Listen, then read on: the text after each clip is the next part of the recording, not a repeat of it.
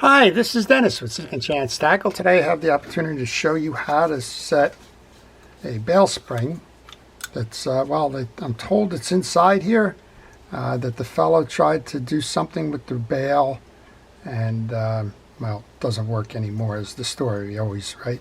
But we're going to show you how to do that, how to reset the bail spring on this reel. It's the Penn 722Z, which essentially is the same as the greenie with the black and gold. Well, to set a bail, you want to remove the bail wire. It's always easier to do it that way. Some people try to do it, in a number of ways, but the bail arm is always easier to adjust and get the spring set on it if you can take the wire off. You can let it hang like that, but I'm going to just remove it completely.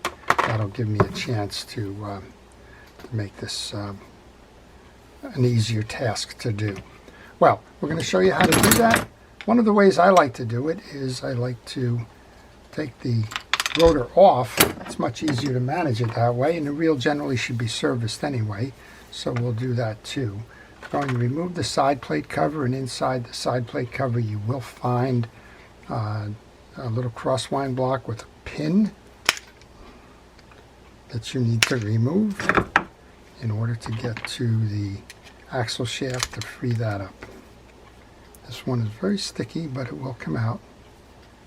It's just a U-clip. And when I take my pieces and parts off, they go into a parts tray, and the parts tray is where I know they will be when it's time to reinstall. This reel is acting very sluggish, so it's going to be tuned up as well. So stick around for that after we show you the bail piece. And we're going to, with that pin removed, the handle is off. We should be able to pull up and out on the axle shaft now. And boy, there's a lot of just old dried grease on that. We'll leave that as an assembly for now. And what we want to do one more time before we go to get to the bail side, we want to take that inner nut off here so that we can remove the rotor. I got a question a couple of times about what happens when the rotor is stuck. Well, the best answer to that generally is just kind of soak it there. But sometimes you may need to move the rotor a little bit, and while a gentle tap with a hammer, as much as I hate to say that, is the solution. All right, we're going to remove the piece here. We'll come back and service this later, but I want to show you the trip mechanism and how to set that bail first. Well, this is your trip mechanism. It's a good place to tell you to take pictures if you're working on a reel, and well, maybe you're not that familiar with the reel. But when it comes time, if you do remove this trip lever, here's how it resets. You have a spring with a neck on the bottom of it holding on to the inner portion of that V-shaped trip lever. That spring wraps around the screw and it lodges against the back side of the rotor. So if you've taken this apart, or if it came apart, or somebody sent you a reel that was apart and you're wondering how to set that spring, that's the one way to do it. Well, we're going to not spend our time on that one at the moment. We're going to spend the time on the one underneath, because they do tell me it is not a broken spring. We will see in a moment. But that it is a misinstalled spring. Well, I always encourage folks to give it a try, and I don't mind, fixing something when the try is not working properly. This is the spring. I'm just checking it out. Should be a little bit more in here. I think what may have happened in the spacing of the spring is that somebody probably got that jammed in there when they, you can see how it's bent down here. This last piece here looks like it probably, well, now it's broken. Okay, well, we just found out this one is broken, and I happen to have a replacement, so I went to my parts bin and got a replacement, and that should make this one a little bit easier. When you go to install your bail spring, there's a 90-degree straight and a 90-degree upturned.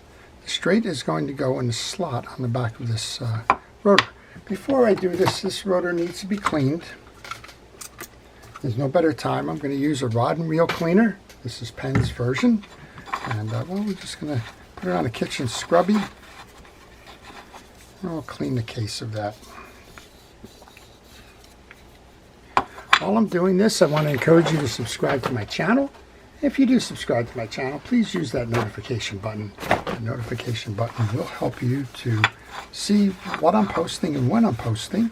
And, well, you can make a decision as to whether the video I'm posting that day is one that you want to watch. I post all kinds of videos, saltwater, freshwater, vintage, and current models. And, well, you may see one in there that you would like to learn more about. That's the whole idea, teaching you how to do it yourself and showing you how to do it step by step. All right, we have the bail spring with the straight out. That's going to lodge into the back bottom cavity there. Then we have our bail arm. And again, it's so much easier when you just take this off the reel to do it. And that always helps to get it set. Make sure you have the orientation right on your bail arm. You want to pull your trip lever out of the way, locate the hole, and then just simply line the hole with the hole in the rotor and get that started. I like to start it by hand, that way I don't misthread it. And this arm has a shoulder on it, so you need to make sure that the shoulder goes through the hole in the rotor to completely seal. And sometimes you're just going to have to adjust it a little bit, but you will get it. Pull your trip lever out of the way and make sure that you got the trip. This has got a collapsible bail feature on it. When you pull it, it will bring it back so that you store the bail wire out of the way so that it doesn't break. So it's going to have a little bit less tension over on that side, but nonetheless it is okay. Well, we'll complete the bail assembly and then we'll come back and we'll show you the rest of the servicing of this reel. Next up then, you want to take your bail wire and attach the other side to the rotor.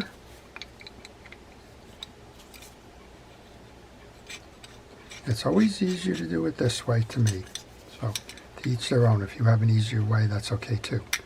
Line it up. If that does not go in there easily, if the bail wire is bent, well, it's a wire, you can unbend it or straighten it.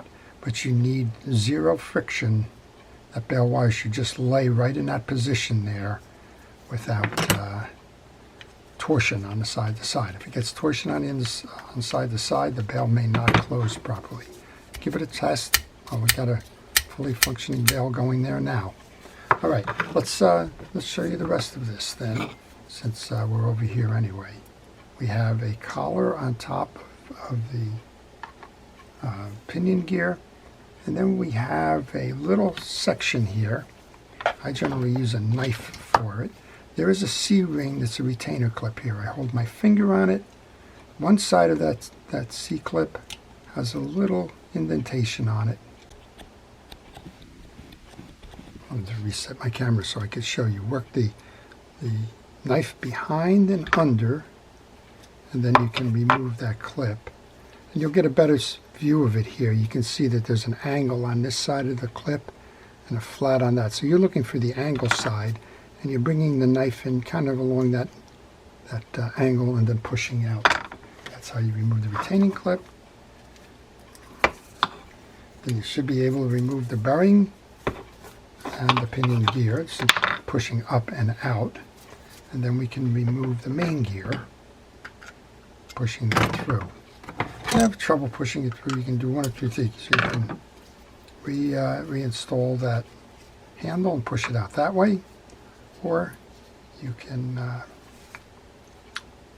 use the, just checking this out, okay.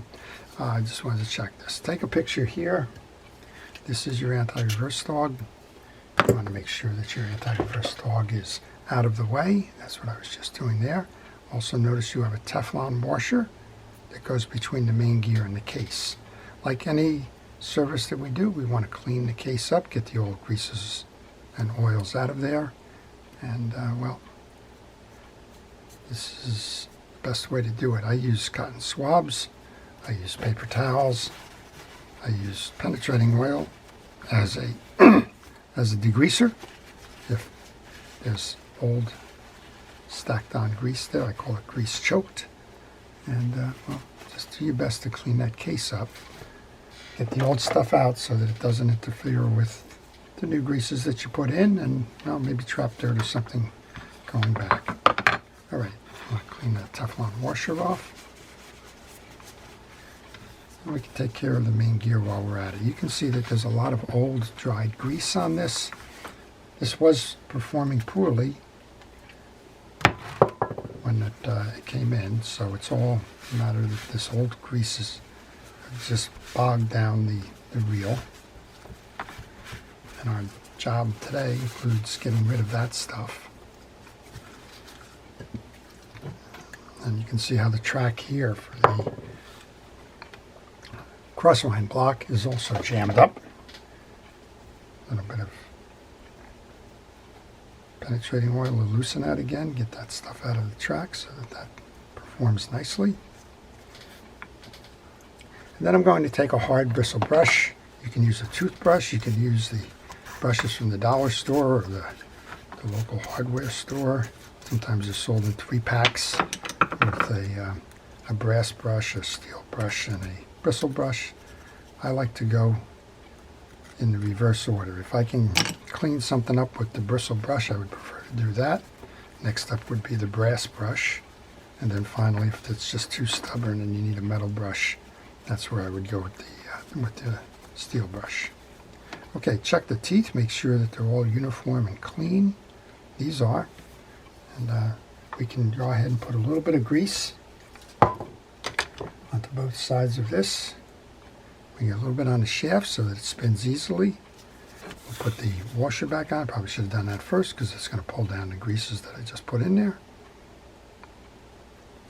And then we want to get grease onto the teeth and onto the face where that crossline block is going to ride. You do not need to put grease onto the click ratchet in the back, which is where your anti-reverse dog is going to intersect. Make sure that your anti-reverse dog is set to the off position. You have your greased shaft and your Teflon washer behind it. Simply insert that in. Next up, we'll just do a cleaning on the bearing. Spin the bearing, make sure that it works. It's working nicely. Oil the top of the bearing. This is a shielded bearing, it's not sealed, so you can let the oil seep in. I don't know why, it must be change of season here, but I'm getting a little bit of a frog in my throat. We'll do the same thing here with the pinion gear. We're going to pull down and through to get rid of the old greases that might be in there. If it finds that there's something stuck in there, I just did a reel, there's a lot of stuck greases and oils in there. Come back in with a little pick. This is a Harbor Freight all-purpose kind of pick. They sell them in sets. And just make sure that that channel is clear. When that channel is clear, come back and put a little bit of fishing reel grease onto the threads or the teeth of the pinion gear, and a little bit where that bearing is going to ride. Then bring the bearing back in. Spin it, make sure that it's spinning nicely. And now push down and in on your main gear and reseat the bearing in the pinion gear into the housing. This needs to go in square.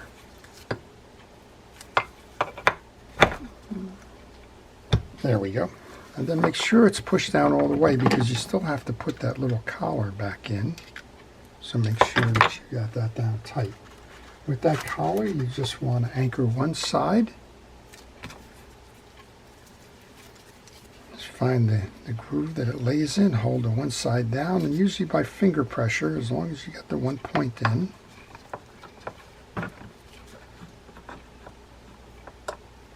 You can work that around and through.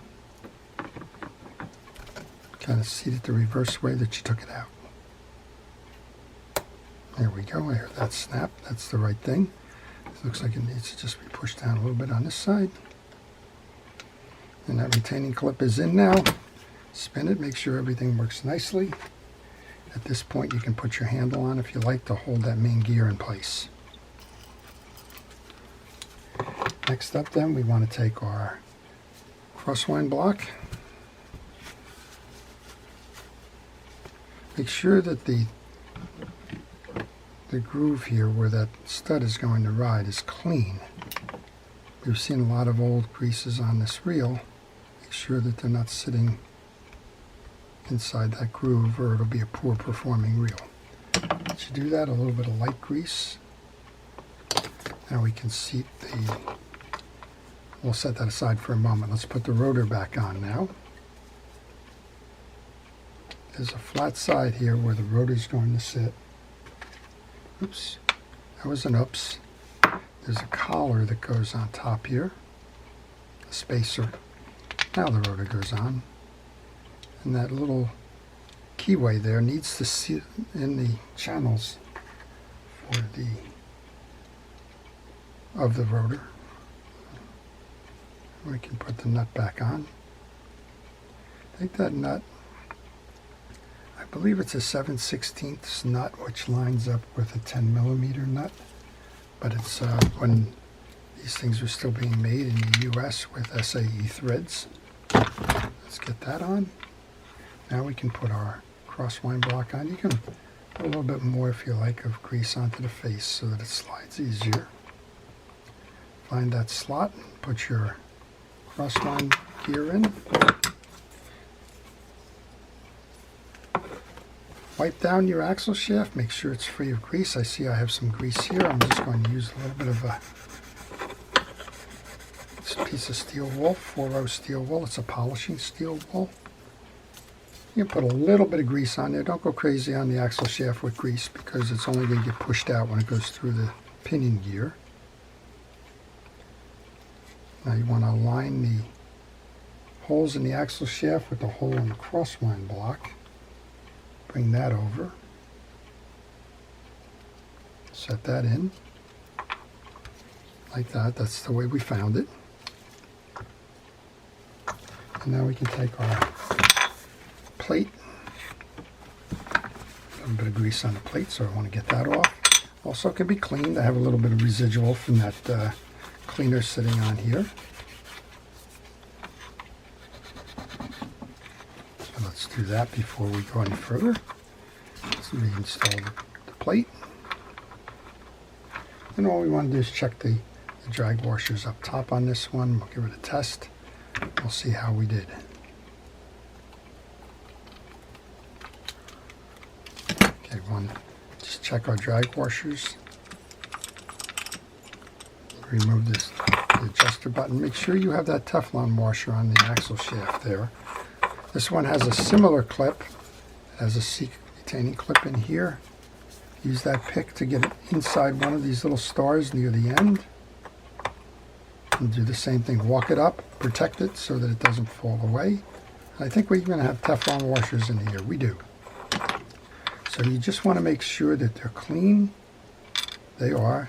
Teflon washers are non-porous. Don't do anything with them other than inspect them, make sure they're clean, and that the washers associated with them are clean as well. So you put the first of the Teflons in, then they put a keyed washer in. It's the round one with the rectangular center. The octagonal washer goes in the middle. Top washer. Second of the keyed washers. Then the clip goes back in. Again, hold that. It's a spring clip. It can shoot out. If it shoots out, it makes it fun trying to find it again. All right, we're all set now then. I got one little piece of string in here. I'm going to use a razor knife just to get that old string off there. Might as well polish that while we're at it. Again, you just use that little kitchen scrubby. Polish it up. Bring that back in. Make sure that it seats properly. Guess we can use that scrubby one more time here.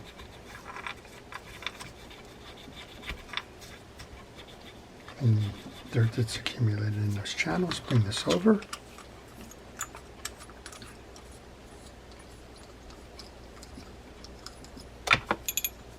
Make sure that it tightens down. And then back it off once it's tightened. Okay, we will just want to give it a test now. Oh, it runs a whole lot freer.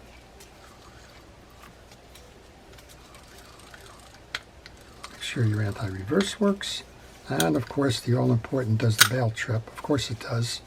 I never had any doubt about that. So there you go.